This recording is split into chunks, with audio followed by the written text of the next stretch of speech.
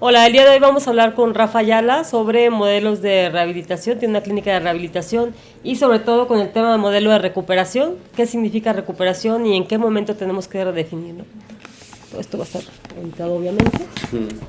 Ahí tú acomódale así derechito. Sí, sí, sí.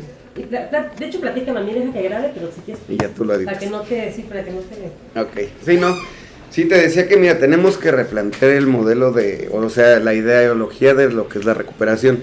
¿Qué pasa en los centros de rehabilitación o con las personas? Hablan de que una persona en recuperación es aquella que no consume ningún tipo de sustancias de ninguna manera.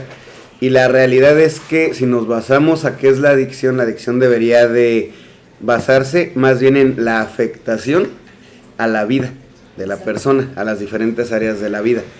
Porque podemos hablar de sustancias, el alcohol. Y hay personas que se pueden tomar 2, 3 cervezas y eso no quiere decir que se haya generado una adicción, porque no afecta a su vida ni laboral, ni familiar, ni social, ni legal, ni de ningún ámbito. Lamentablemente se tiene el estigma de que una persona en recuperación no puede tomar, por ejemplo, ni siquiera su medicamento psiquiátrico. O sea, no se puede meter nada que pueda considerarse adictivo. Adictivo, exactamente, y estamos hablando que de hecho viene de la definición del medicamento. ¿Cómo se llama? Todo medicamento, la definición es droga, a final de cuentas. Entonces, en inglés drugs, que es drogas y es medicamento. Entonces, viene de ahí porque pues eso es. O sea, es una sustancia que no produce el cuerpo y es creada en un laboratorio a través de cuestiones naturales o sintéticas, pero es creada y que es necesaria para poder tratar ciertos padecimientos del ser humano. ¿Cómo tú redefinirías recuperación? O sea, una persona que a lo mejor necesita ciertas, no sé... La recuperación para mí va en base a el estilo de vida. O sea, si logramos recuperar que la persona cambie su estilo de vida a que sea una persona laboralmente productiva, ¿sí? Sea una persona con un círculo social, vamos a decir, sano, estable, un círculo familiar sano también, en el cual a lo mejor ya con una adicción hay una agresión, hay un abandono, hay infinidad de cuestiones que suceden, ¿no? Dentro de ese núcleo con un adicto. Ajá. Entonces yo siento que todo eso ya está recuperando. O sea, ¿por qué? Porque esa es la finalidad del consumo. Viene a través de ¿qué? De un consumo excesivo. Debemos, como lo marca la ley, hay 3 niveles de consumo: primario, secundario y terciario. El primario es conocido como experimental, en el cual el usuario consume, por decir, ciertas sustancias ilegales, pero nada más, las probó, no ha continuado. El secundario empiezan los problemas en sus ámbitos, en todos los ámbitos de la vida, pero todavía no es grave. Y el terciario es cuando ya está totalmente afectado. Entonces, estamos hablando que sí debemos de evitar el consumo de ciertas sustancias. ¿Sí? Por ejemplo, en alguien que tú dirías, ok, ya se recuperó, ya está bien, tiene un trabajo, vida social, familia, todo, y de repente se toma, no sé, o se mete ciertas sustancias para continuar su vida. ¿Cuáles serían las líneas delgadas que tú dirías, líneas delgadas de riesgo? ¿En qué momento? Ok, por ejemplo, vamos a ver lo que sucede, ¿no? Si es una persona que entró por consumo de drogas, no importa cuál sustancia, sale de un tratamiento y resulta que empieza a tomar alcohol, cuando él nunca era alcohólico. Sí, ¿qué sucede? Aquí lo que va a suceder es que podemos decir, lo va a controlar, sí, pero ¿en qué momento o a qué grado lo va a hacer? El problema va a estar en que si él vuelve a caer, ahora pasa de la drogadicción al alcoholismo, tarde o temprano va a regresar ¿cómo se dice? A la adicción de su sustancia de impacto, que es la droga que haya consumido. Claro. Entonces, en este tipo de sustancias sí se recomienda no tomarlas, porque tarde o temprano producen adicción, y esa adicción te va a llevar nuevamente a la otra. Sí, o sea, ese tipo de sustancias que son sustancias que no requieres. O sea, el alcohol no lo requieres. Ya te entendí. Esa es la verdad. Okay. Sustancias que sí requieres, por ejemplo, te dieron un tratamiento psiquiátrico de olanzapina, de valproato, no sé. Todas esas sustancias las debes de tomar. El psiquiatra es el psiquiatra. Por eso, una vez que tú terminas un tratamiento, para hablar de una rehabilitación no influye solamente un centro de tratamiento. Influye un psicólogo, influye un consejero en adicciones, influye un médico, en este caso psiquiatra, ¿sí? ¿Para qué? Para que en base a todos ellos, que es un equipo multidisciplinario, podamos hablar de una recuperación. ¿Por qué? Porque hay gente que sale de un tratamiento residencial con síndromes o, bueno, trastorno de ansiedad grave. Ese trastorno de ansiedad, si no es tratado por un médico, tarde o temprano lo va a llevar al consumo de sustancias porque no se aguanta, o trastornos depresivos, ¿sí? Pero obviamente siempre supervisado por una parte médica. No sé si me doy a entender. Entonces sí es redefinir tanto para la persona que está en tratamiento como para la persona que damos los tratamientos, como para la familia y la sociedad. Y te lo voy a poner, yo pondría otro que nunca consideramos, que es el gobierno. Totalmente. Porque el gobierno no tiene la más mínima conocimiento de adicciones. Esa es la realidad, o sea, no lo tiene en el sentido de, ellos hablan de un espejo, o qué sería lo ideal de una recuperación, y está bien, porque se basan en investigación, en teoría, en muchas cosas, pero también hay que tomar en cuenta la práctica, y la práctica, ¿quién la tiene? Pues quienes estamos ahora sí que dentro de este proceso. O sea, ¿no? Eso podría ser con el concepto de la fundación también, o sea, tendrías que tener dentro de la fundación, y estamos manejando esto con otras fundaciones también, se llama un sistema de administración de conocimiento. Exactamente, eso. Entonces, es parte de conocimiento, eso tendría que estar dentro de la fundación, y eso son cosas que tú vas aprendiendo en campo, que nadie más sabe, y que todo el mundo en otras clínicas te va a validar, te va a decir, sí, él tiene razón. Eso es lo que queremos también aterrizar en la fundación, ¿no? Eso es muy importante. La otra cosa, recaídas. O sea, ¿cómo definir recaídas? Y también entenderlo como sociedad, que son parte del proceso de alguien recuperado. Exactamente. Porque piensas que es una recaída, ya volvió a caer y ya valió. Es cómo funciona, porque yo no entiendo, o sea, y la mayoría de la gente, yo creo que si no está en una situación tan cercana, tampoco lo he entendido. Cuando ya empezó, ya valió otra vez, ¿cómo funciona? Es que mira, para empezar hay que ver lo que tú dices, ¿qué es recaída? Porque recaída ya lo hablan como un proceso de consumo de sustancias, y no es verdad. Para que haya un proceso de consumo de sustancias, la recaída primeramente se le llama emocional. Sí, emocional o psicológica, o como tú le quieras llamar. ¿Por qué? Para que tú llegues al consumo de una sustancia, ya pasaron ciertos lapsos emocionales dentro de la persona que lo llevó a consumir. Tenemos que recordar, para empezar, volver a ver por qué la persona se volvió adicta. Porque en la sustancia encontró algo que él no podía crear. Si, por ejemplo, lo voy a poner así, una persona muy tímida, o sea, para sociabilizar, consume alcohol, el alcohol desinhibe, se hace una persona extremadamente sociable. ¿Qué encontró en el alcohol? Ser sociable. Claro. Pues la sustancia se va adueñando de la persona en el sentido de que necesito más sustancia para seguir siendo él mismo, hasta que se pierde el control de la sustancia. ¿Pero qué encontró?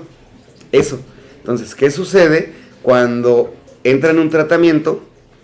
¿Qué debemos? Para empezar, el tratamiento es individual. Si estamos hablando que la sustancia era por cuestión de timidez, y yo no trabajo la timidez o la autoestima, en este caso, dentro de la recuperación de la persona, no se va a recuperar. Porque cuando salga se va a encontrar el mismo problema, que es tímido, que no puede, que tiene baja autoestima. ¿Y qué va a suceder? Otra vez va a ir, porque entra la frustración. Entonces, pero antes de eso, pues ya quiso hablarle a lo mejor a una muchacha, ya quiso tener núcleo social, ir al gimnasio, ya volvió a entrar en que me da pena hablar, me da pena esto, empieza a llevar todo ese proceso, va a empezar con ciertas actitudes de enojo, depresivas, de ansiedad, que si la familia, él mismo y los demás no detectamos, él va a llegar al consumo. Pero si la detectamos antes, vamos a evitar el consumo. Entonces la recaída no es de consumo. Hay que recordar que el consumo de sustancias es la fase terminal de la enfermedad de la adicción. Nadie ha dicho que la adicción es consumo de sustancias, y todo el mundo piensa que la adicción es consumo de sustancias, y no es cierto. La adicción es todo un proceso que se lleva. O sea, ¿por qué no puedo estar bien en mi vida? Porque una sustancia tiene que solucionarme cuestiones en mi vida. Esa es la verdad. Entonces la recuperación es la misma. La recaída. Recayó. ¿Cuándo recayó, señora? Hoy. ¿Por qué? Porque hoy consumió X sustancia. Ah, pero ¿qué pasó antes, señora? No, pues que llevo un mes irritable, Claro. llevo un mes así. Le digo, y señora, ¿y por qué no lo llevó a tratamiento psicológico, a tratamiento psiquiátrico para poder evitar ese consumo? No, pues es que ya es su problema. No, pues si tenemos los medios de identificación, evitamos la recaída. Se dio un consumo, pero se dio la recaída emocional y psicológica. Entonces, desde la perspectiva de ver cuál es la recaída. Muchos hablan de recaída para tal, pero por ejemplo es que esto es bien largo. Sí. Tendríamos que entrar a a neurología de las adicciones. Por ejemplo, se tiene la idea de que la adicción es incurable. Y sí es incurable. ¿Pero por qué? Nadie nos lo sabe decir. El cerebro está diseñado para crear todas las sustancias. O sea, para recibir todas las sustancias y crear todas las sustancias que se convierten en drogas, pero a ciertos niveles. Por eso los medicamentos están hechos así. Entonces, ¿qué sucede cuando tenemos receptores de esas sustancias? Con cierta cantidad se estimula el receptor. Cuando el usuario o el adicto, voy a poner X sustancia, consume marihuana, el receptor se llena, se satura, y el cerebro es tan bueno que crea otro neurotransmisor para esa cantidad de sustancia. Y le vamos metiendo más, va ramificándose el cerebro. Por eso es la dificultad de la recuperación. Se va ramificando. Sí, y va ramificando. Si le metes otra sustancia, se va a ramificar en esa sustancia. Y si metes otra sustancia, se va a ramificar. Entonces, ¿qué sucede? Quitas la sustancia, trabajas la parte emocional, pero siguen los neurotransmisores que necesitan sustancia. Por eso viene la recaída, porque necesitan sustancia, el cuerpo la pide. No sé si me voy a entender. Entonces necesitas estar. ¿Qué dicen los neurólogos? Los neurólogos dicen, para que un cerebro se derramifique, tienen que pasar mínimo 10 años sin consumir esa sustancia. Entonces, ¿sí lo vamos a lograr tener un cerebro sano? Sí, derramificado, normal. 10, 15 años, no sabemos, eso es muy individual, pero se va a lograr. Entonces ahí podremos hablar de que la adicción es tratable. No la forma, porque pues esa es la verdad. ¿Por qué al adicto se le mete? Tengo una enfermedad incurable, es como el del SIDA o el del cáncer, cuando le dices, es incurable, pues se quiere morir. Y empieza a hacer tonterías para morirse, porque se te metes en la cabeza. Pero si tú le das una opción de que es curable, pero después te tienes que mantener, porque el cerebro se ramifica, sí. Pero si tú vuelves a consumir, el cerebro se ramifica nuevamente y vuelves a la adicción. Entonces, derramifícalo y continúa tu tratamiento emocional, psicológico y demás, y vas a ser una persona saludable. Sí hay una cura, pero lleva trabajo. ¿Cuál era el tema de recaídas que habíamos hablado para turnos sociales de inversión? Del 100% de alguien que tiene adicción lleva un tratamiento formal en una clínica. ¿Qué tan común es la recaída? Porque todo el mundo dice, no funcionó. No es que no funciona. Esto es individual. Lamentablemente, y yo lo entiendo, las estadísticas tienen que ser globales. Así es. Y tienen que ser al azar. Sí. Y a lo mejor agarraste un núcleo de puro recaído. Exacto. Y no agarraste el núcleo de puro tal. ¿Qué hacen? Son parámetros. Debemos de entender una cosa de las estadísticas. La estadística, mientras más distancia tiene entre el menor al mayor, es menos efectiva. Totalmente.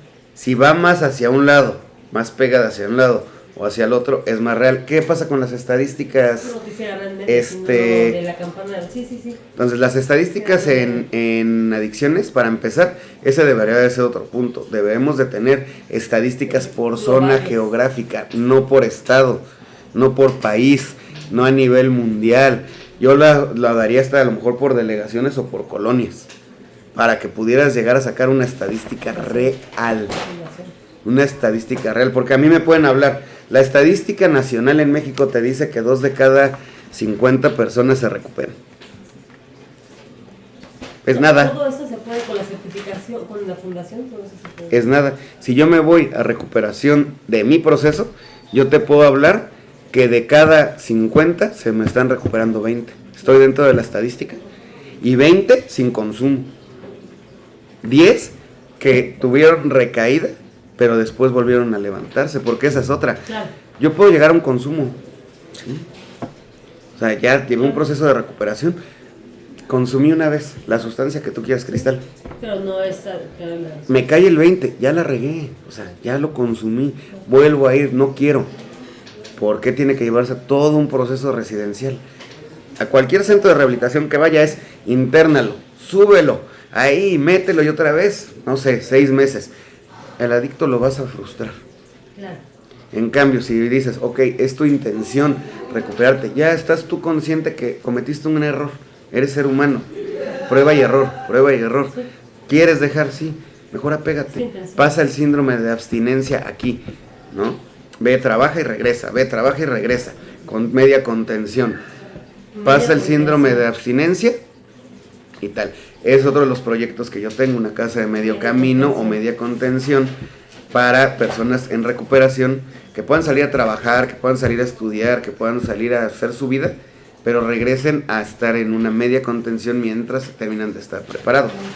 Porque estamos hablando, y esa es la realidad, que los procesos ya deben de ser por lo menos, así residencial, con un consumo muy grave por el fentanilo, de un año. Es lo que te iba a decir para cerrar. Platícanos del fentanilo y lo que has visto de pandemia para acá. ¿Qué tan rápido la aparición? Y más que la aparición de fentanilo para acá. En Querétaro, en tu mini zona geográfica, no es tan mini, pero en tu zona geográfica, pues es enorme allá. Pero desde pandemia para acá, ¿cuándo te enteras? ¿Qué sabías? Y lo que estás haciendo ahorita de la gravedad de la situación. O sea, ¿qué tan grave es? Mira, el fentanilo tiene años, así que existe, ¿sí?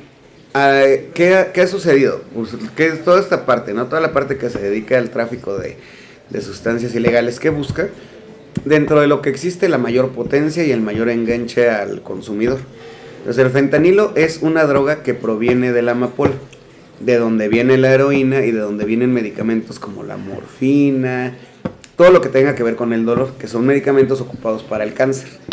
Un ejemplo. Sí, ya determinado, ¿Sí?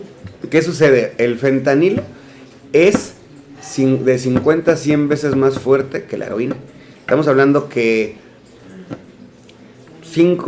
3 años atrás la heroína era la fase terminal de una persona con adicción. Ahorita viene el fentanilo. El fentanilo tiene muchos años que se consume. Tenemos que irnos a países donde tienen la posibilidad de llevar una real estadística y una realidad, como Estados Unidos.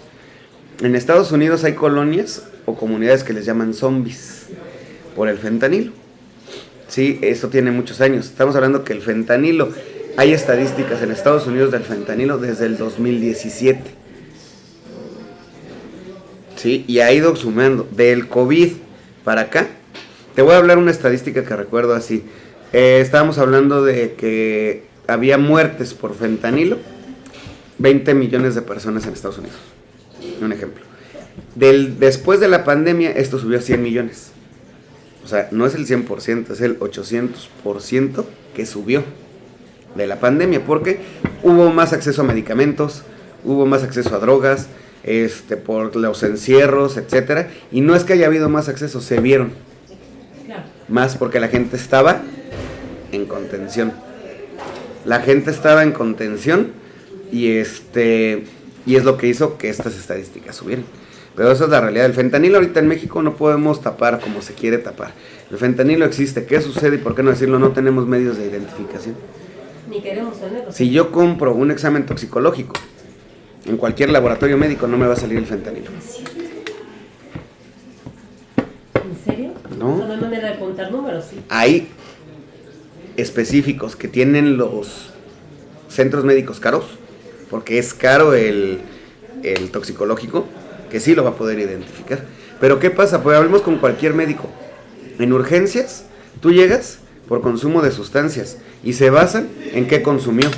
Pero ¿qué sucede? La persona con adicción no sabe qué consumió. Claro.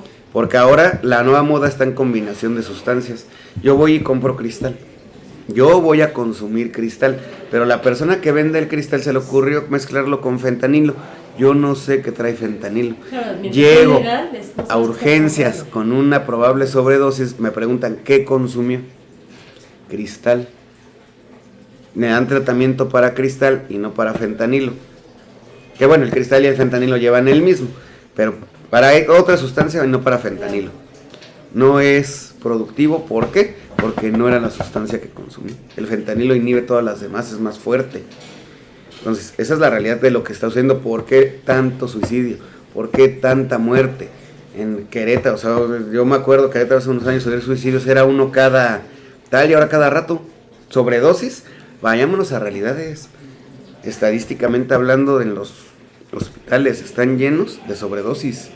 ¿Por qué? Porque yo a lo mejor sé, como adicto, que cierta cantidad de cristal no me hace daño. Cierta cantidad de cristal no me hace daño. Voy y compro la misma cantidad y trae fentanilo. Me da la sobredosis porque es demasiado fentanilo para eso. Entonces eso es lo que está y lo que ahorita hace que los procesos sean muy grandes. Las drogas naturales se extinguieron. Ya todo es drogas químicas. Entonces los daños ya son muy fuertes. Hay que hacer una evolución o un acompañamiento neurológico, psiquiátrico, psicológico. El tema de costos de una droga natural a una droga sintética es carísimo. ¿Cómo te sube a ti los costos de Antes, clínica? por ejemplo, los procesos anteriores de rehabilitación residencial se basaban en los programas de Alcohólicos Anónimos y había un índice muy fuerte de recuperación, es verdad, porque la parte química no se adueñaba más del cerebro, del cuerpo, ¿no? ¿Qué sucede? Pues a raíz de llevar un tratamiento en base a la experiencia, en hablar, en todo eso muchas personas lograban la recuperación. Es un modelo de tratamiento que se creó hace más de 80 años. No existían, o sea, por mucho existía marihuana y cocaína, si tú quieres. Y no eran tan fuertes. Va evolucionando ahorita, el costo es igual. No la vas a librar con un proceso que lleve Alcohólicos Anónimos. Nada más son Narcóticos Anónimos. Eso debe ser una herramienta más de recuperación, pero ya en un modelo de tratamiento. Para que una persona se recupere de verdad, tienes que desde que ingresa, llevar un buen proceso de desintoxicación. ¿A través de qué? De un médico. Después, llevar un proceso en psicología para el usuario y para la familia. Un proceso de consejería en adicciones para el usuario y para la familia. Un proceso psiquiátrico y en determinado momento, si psiquiatría lo determina, un proceso de tratamiento neurológico. Ya cuando hay daño orgánico al cerebro. Entonces sí, son caros porque todo va subiendo. El psiquiatra te va a hacer un mapeo cerebral, un electroencefalograma. Y de ahí, si salen alteraciones, te va a mandar al neurólogo. Y el neurólogo te va a mandar a hacer tomografías. Y si nos vamos a costo tratamientos, los medicamentos de neurología, de psiquiatría y demás son carísimos. Antes no necesitábamos medicamento para tratar la enfermedad de la adicción. Ahorita es imposible. Sin medicamento es imposible. O sea, los daños son muy fuertes. El cerebro está dañado. Oye, y la otra cosa con niños que ahorita se ha incrementado muchísimo en niños. ¿Qué tanto se ha incrementado? O sea, en tema de niños, adolescentes, niños, adolescentes, ¿qué tanto has visto? ¿Qué tanto te han llegado? Muchísimo. O sea, estamos hablando, mira, el estándar anterior eran adolescentes. La realidad que ya empezaban en la fiesta, ¿no? El alcohol, a salir, a esto y lo otro. Estamos hablándote de 15, 16 años que ingresaban a los centros. Había alguno que ingresara de 13 años. Pero era así como más que nada porque se tomó la cerveza, porque rebeldía que le llaman, ¿no? A las personas. Ingresaban a los centros. Ahorita la realidad es que en la experiencia yo he visto niños de 6, 7, 8 años que ya consumen cristal. ¿A qué se debe el núcleo familiar y social? Está muy tapada toda la problemática. Está, de verdad, hay zonas, por ejemplo, el municipio del Marqués, donde el consumo de sustancias está como hasta aprobado por la familia. O sea, no se ve mal que consumas. La sociedad, sí, eso sí he visto. La sociedad, mucho consumo de niños empieza por descuido del papá o del consumidor. Dejó la bolsita de cocaína, llega el niño, la prueba. Mucho. Entonces la prueba, el niño entra en adicción, empieza a averiguar qué es, ¡pum! Mucha familia prefiere, ¿sabes qué? Es una estrategia de no internamiento. ¿Qué dice el papá? Si yo vuelvo a o la persona adicta, porque también la mamá, la persona adicta, ¿qué dice? Si yo le doy a mi núcleo, a mi núcleo familiar, ¿quién me va a internar? Y entonces pasa que la persona consumidora, sea hombre o mujer, le da a probar a la pareja, y de la pareja se empieza a correr hasta que llega a un núcleo menor. O sea, debemos de entender también que la adicción es hereditaria. Si yo vengo de papá o mamá, abuelos, todo lo que sea consumidor, es como el cáncer, todos tenemos células cancerígenas. A unos se les desarrolla, a otros no. Si yo vengo de familia adictiva, ¿qué tengo que hacer desde pequeño? Tengo que empezar a trabajar con mi hijo la prevención, o sea, el tratamiento en conductas antisociales, el tratamiento en escuela para padres. Por ejemplo, Nadie sabe ser padres, cómo trabajo desde niño, la toma de decisiones, la solución de problemas, el manejo de frustración. La mayoría de la gente lo sabemos, el niño se frustra, llora, grita, y la mayoría de las mamás es una nalgada, un grito, un regaño. Y no es así. Debemos de aprender para evitar que ese niño llegue a ser adicto. Porque no va a ser adicto si no consume. Eso es lo que no se dice. Si no prueba la sustancia, no va a desarrollar la adicción. Va a desarrollar la adicción si no trabajamos todo lo que lo pueda llevar a ser adicto. O sea, prevención no es ir y platicar. Prevención es llevar y tratamientos. Está muy bien dar como primera etapa de la prevención una plática global. Pero después tienes que hacer un tratamiento individual. ¿Qué sucede en México? En México llamamos prevención el ir a una escuela, platicar, y ahí nos vemos, ¿no? Sean felices, ya saben qué es la adicción, no consuman. No, les platico, exacto. Les platico y después hago un diagnóstico familiar. Eso es prevención. Hago un diagnóstico familiar. ¿Cómo es tu núcleo familiar? Después de que cómo es el núcleo familiar, hacemos un diagnóstico del menor. Cómo está en autoestima, cómo está en toma de decisiones, cómo está en manejo de frustración, manejo de la ira, en todo lo que se tiene que ver. Te puedo dar una listota. Y ya que está eso, se hace un tratamiento individual para ese niño, que va a tener que llevar probablemente la mamá o el papá o los hermanos. O sea, es global, porque a mí no me sirve tratar al niño si no trato el núcleo social. Porque el niño va a seguir en ese núcleo social y tarde o temprano va a llegar a lo mismo. Entonces es un trabajo muy grande que nadie le quiere entrar. Esa es la realidad. Nadie le quiere entrar porque se necesita participación de médicos, trabajadores sociales, especialistas en adicciones, personas recuperadas en adicción que les digan, aquí está, esto es lo que me sucedió, así pude lograr salir adelante. O sea, historias de vida que sean reales, no de lo tonto. Sí, entonces va involucrado pues, gente de gobierno, gente laboral. ¿Qué sucede? Es bien fácil para las empresas correr al adicto. ¿Y por qué no lo rehabilitas? Hasta costo-beneficio. Tú tienes programas de eso, ¿no? ¿Cuánta empresa tiene que mandar a Estados Unidos, a Alemania, a ciertos lugares a capacitar a sus trabajadores para maquinaria? ¿Cuánto les sale esa capacitación? Y luego se les vaya. Y luego se les va. Tienes que volver a invertir. Si tú inviertes en la rehabilitación y todo, no solo del adicto, sino también de su familia, vas a lograr contener ese trabajador, que son buenos trabajadores. Lamentablemente no existen procesos como tal. Ay, mil gracias, Rafa. Ya te voy a dejar porque mira. No te preocupes. Muchas gracias. Ahora sí. No, es que es un Vamos a editar todo esto. Adicciones. Ya regresa. Yo regresaré otra vez con acabar la entrevista. Está buenísimo. Déjame. Es un rollo.